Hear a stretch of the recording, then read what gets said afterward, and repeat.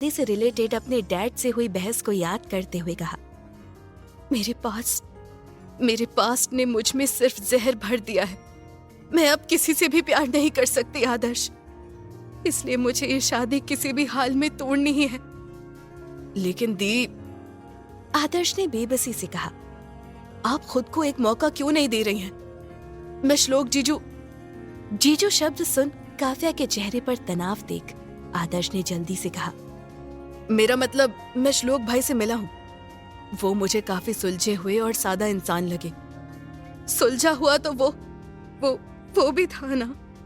काव्या नाम लेने में भी हिचक रही थी। उसने अटकते हुए कहा, लेकिन फिर क्या हुआ? मेरी पूरी जिंदगी वो उलझा कर चला गया और मैं पीछे खड़ी बस अपनी बर्बाद हुई जिंदगी का तमाशा देखती रह गई। काव्या ने डबडबाई आंखों से आदर्श की तरफ देखकर कहा, तुझे क्या लगता है मैं अपनी आजादी के लिए मॉम डैड से लड़ रही हूं? नहीं, मैं खुद से लड़ रही हूं।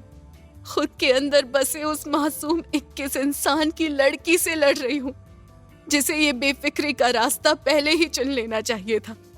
मैं अब वापस उसी रास्ते पर नहीं जाना चाहती।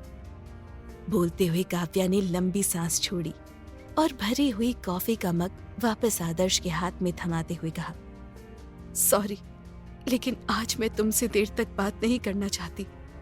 सुबह मेरी विदाई है और मुझे कुछ तैयारियां करनी है। लेकिन आप? आदर्श ने हैरानी से पूछा, आपने तो अभी कहा कि आपको ये शादी तोड़नी है, तो फिर ये विदाई की रस्म? काव्या ने आदर्श के अधूरे सवाल का जवाब देते हुए कहा, इतना जोर मत डालो अपने दिमाग पर। मैंने ये कदम क्यों उठाया है जल्द पता चल जाएगा। आदर्श काव्या के शब्दों में छिपे संकेत को कुछ हद तक समझ चुका था, लेकिन उसने काव्या से बस इतना ही कहा, दी, हर इंसान को दूसरा मौका मिलना चाहिए। आपने शायद ये बात मुझसे कुछ साल पहले कही थी, जब मैं एग्जाम में फेल हो गया था, लेकिन आप ही वो बात आज भूल गई हैं। आपने तो अजिंक्य को भी दूसरा मौका दिया था, तो फिर अपनी जिंदगी को दूसरा मौका देने में कैसी हिचक? ये कैसी जिद पाल ली है आपने? खुद के अंदर छिड़ी जंग में कहीं ऐसा ना हो कि सच्चे रिश्ते पीछे छूट जाए। आदर्श की बातों पर काव्या ठिठकी जरूर थी, लेकिन उसके अंदर पल रही बदले की भावना ने उसे इस बात पर गौर करने के बजाय टेरेस से नीचे उतर जाना बेहतर समझा। काव्या के जाने पर आदर्श ने खाली नजरों से आसमान की तरफ देखते हुए कहा, दी, आई विश कि जिस शादी को तोड़ने की कोशिश आप कर रही हैं, वो आपकी जिंदगी संवार दे। श्लोक भाई आपके टूटे हुए वजूद को समेटकर वापस से हमें वो पुरानी काव्या से मिलवा दे। मुझे ये शादी किसी भी हाल में टूटने से बचानी होगी। इधर श्लोक गाड़ी ड्राइव करते हुए खुद को ही जैसे तसल्ली देते हुए बोला, काव्या, तुमने मुझसे शादी सिर्फ डिवोर्स देने के लिए तो नहीं की होगी। कुछ तो है जो मुझसे अभी भी छुपा है, लेकिन क्या?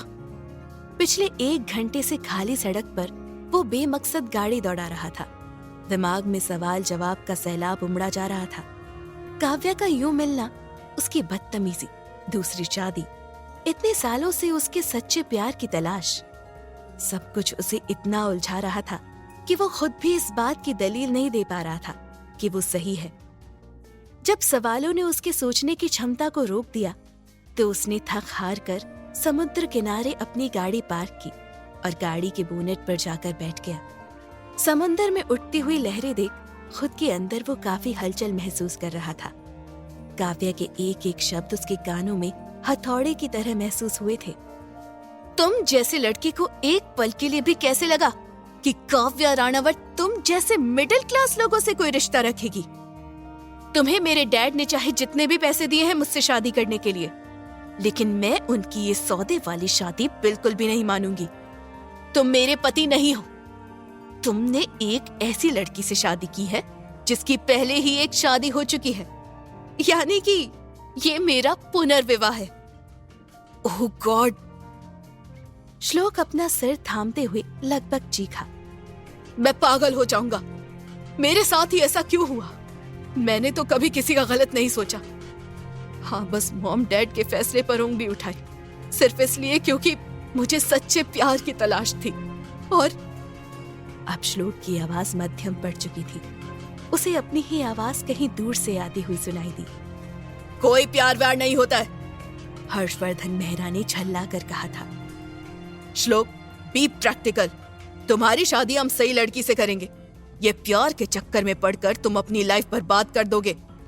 अपने डैड की बात याद कर श्लोक के जहन में संडे की पार्टी के बाद का नजारा चलने लगा, जब सरिता मेहरा उसे कमरे में बंद करके चली गई थी।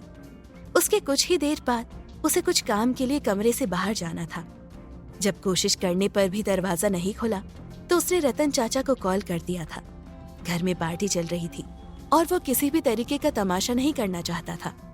पुराने और भरोसेमंद नौकर होने की वजह से रतन चाचा के पास घर के कमरों की डुप्लीकेट की रहती थी। उन्होंने जल्दी से आकर दरवाजे का लॉक डुप्लीकेट की से खोला तो श्लोक ने बाहर आते हुए हैरानी से पूछा, चाचा, ये कमरा बंद किसने किया था? पता नहीं श्लोक बाबा, रतन चाचा बोलते हुए जल्दी से चले गए। उन्हें वैसे भी मेहमानों के बीच सर्विंग करनी थी। श्लोक ने एक नजर दरवाजे के लॉक को देखा, फिर खुद में ही बड़बड़ाया, कुछ देर पहले तो मॉम मेरे कमरे में आई थी, लेकिन वो मुझे कमरे में बंद क्यों करेंगी?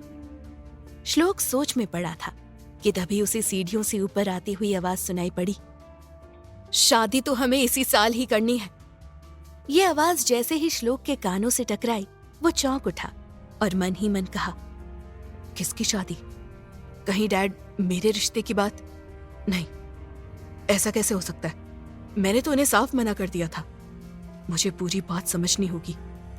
सोचते हुए श्लोक वापस कमरे के अंदर आ गया और दरवाजे पर कान लगाकर बाहर की आवाज सुनने की कोशिश करने लगा। हाँ बिल्कुल, इस प्रपोजल के लिए मैं मना कर ही नहीं सकता। हर्षवर्धन मेहरा की उल्लास भरी आवाज उसे सुनाई पड़ी और साथ में किसी और के बोलने की आवाज आई, मुझे तो काफी खुशी महसूस हो रही है मिस्टर मेहरा। ईशा मेरी इकलौती संतान है और मैं हमेशा से उसकी शादी ऐसे ही स्टेटस में करना चाहता था। थोड़ी सी जिद्दी है, लेकिन आपका बेटा श्लोक, जैसा कि आपने बताया कि वो काफी समझदार है, वो उसे जरूर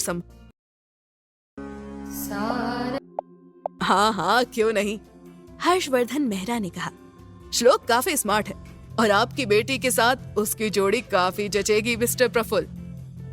मिस्टर प्रफुल्ल ने मुस्कुरा कर कहा, ईशा को हमेशा से प्रिंस चार्मिंग चाहिए था। मैंने आपके बेटे को देखा तो नहीं है, लेकिन जिस तरह आपने उसका गुणगान किया है, मैं खुद उससे मिलने के लिए एक्साइटेड हूँ। अगर आज उसकी फ्लाइट टाइम पर होती तो मुलाकात हो जाती। वैसे मैं उसकी डिग्री से काफी इम्प्रेस्ड हूँ। आई एम श्योर कि वो आपके इतने बड़े बिजनेस को आगे चलकर अच्छे से संभाल लेगा। आई एम श्योर हमारी पार्टनरशिप काफी प्रॉफिट में रहेगी। हाँ बिल्कुल, हर्षवर्धन मेहरा ने हामी भरी और कुछ सोचते हुए कहा, अगर आप बुरा न माने तो क्या हम श्लोक और ईशा की बात करवा सकते हैं? ऐसे दोनों बच्चों को एक दूसरे को जानने का मौका मिल जाएगा। मिस्टर मेहरा का सुझाव मिस्टर प्रफुल्ल को भी पसंद आया। वो इस बात पर हामी भरते हुए अपनी बेटी ईशा के बारे में और इन्फॉर्मेशन देते हुए आगे बढ़ने लगे। वैसे मेरी बेटी ईशा के लिए भी घर में पर्सनल मेड है। अब आप तो जानते ही हैं कि आजकल के बच्चे और उनके उतरते चढ़ते तेवर, अब किसी को तो संभालने के लिए होना ही पड़ेगा। हल्के फुल्के अंदाज में बात करते हुए मिस्टर प्रफुल्ल हर्षवर्धन मेहरा के साथ आगे बढ़ गए। उन दोनों के वहां से जाते ही श्लोक तेजी से कमरे के बाहर निकला और टेरेस की सीढ़ियां तेजी से चढ़ने लगा। उसके मन में एक ही बात घर कर गई, मॉम डैड ने सब गेस्ट से झूठ क्यों कहा कि मैं घर पर मौजूद नहीं हूँ? क्या इसलिए मॉम ने मेरे रूम को लॉक करके? आगे की बात श्लोक को समझ आ चुकी थी। क्यों एयरपोर्ट से पिक करते ही मॉम डैड ने रास्ते भर पार्टी की कोई भी डिस्कशन नहीं की और सीधा घर आते ही उसे कमरे में फ्रेश होने के लिए भेज दिया था, ताकि वो उस पार्टी के जरिए श्लोक पर एलिजिबल बैचलर का लेबल लगाकर उसका रिश्ता रईस से रईस फैमिली में कर सके। This is not fair dad. श्लोक टेरेस की रेलिंग को कसकर मुट्ठियों में भींचे खुद से बोला, मैं आपकी सारी बातें मानने को तैयार हूँ, लेकिन शादी तो मैं उसी से करूंगा जिसके लिए मेरा दिल हामी भरेगा। काव्या क्यों अपनी जिंदगी में आगे बढ़ने से डरती है? क्या आदर्श की बातों का थोड़ा असर भी होगा उसके ऊपर? क्या श्लोक इस शादी को मौका देगा? आखिर क्यों श्लोक से ही उसके रिश्ते की बात छिपा कर रख रहे थे मिस्टर मेहरा?